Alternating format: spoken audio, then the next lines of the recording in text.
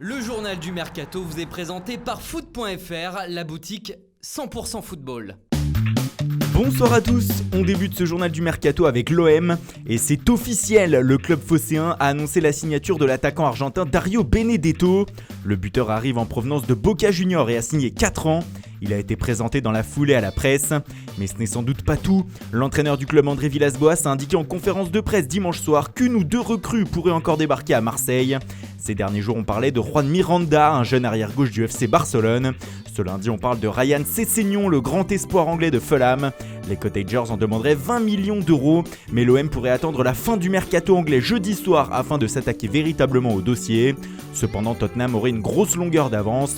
Dans le sens des départs, Villas-Boas craint justement les derniers jours du marché en Première Ligue.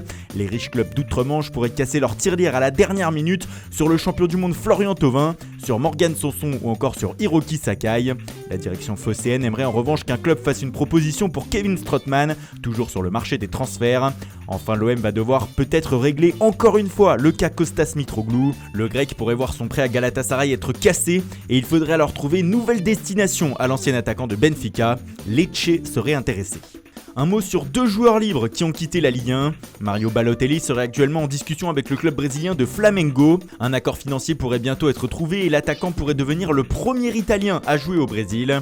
Hatem Ben Arfa, lui, devrait rester en Europe.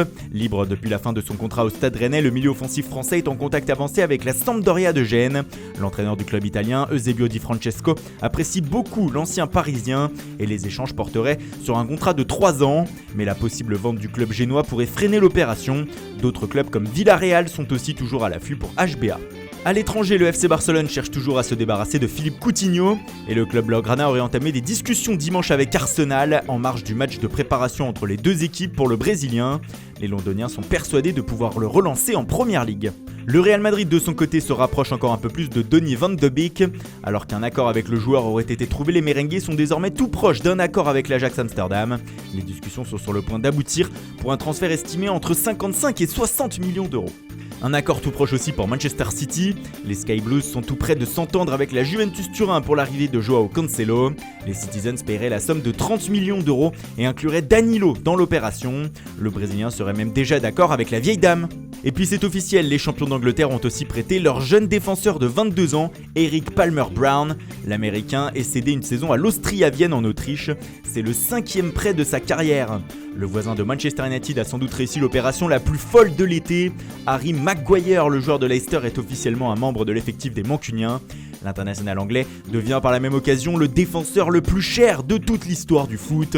Les Red Devils auraient déboursé 93 millions d'euros pour Maguire. Il a signé un contrat de 6 ans. Simon Mignolet quitte Liverpool pour le club Bruges. Le gardien belge revient au pays où il s'est engagé pour 5 ans. Il part des Reds avec une Ligue des Champions en poche. Et son remplaçant a été trouvé puisque c'est Adrian qui arrive sur les bords de la Mersey. Le gardien de 32 ans était libre de tout contrat après la fin de son bail à West Ham. Le club de Championship de Brentford a fait signer le prometteur attaquant de Troyes Brian Mbeumo. Âgé de 19 ans, il quitte donc la Ligue 2 pour un contrat longue durée en Angleterre. Milan Badelj revient à la Fiorentina. En difficulté après seulement 1 an à la Lazio, le milieu de terrain retrouve la Viola, où il est prêté une saison avec option d'achat.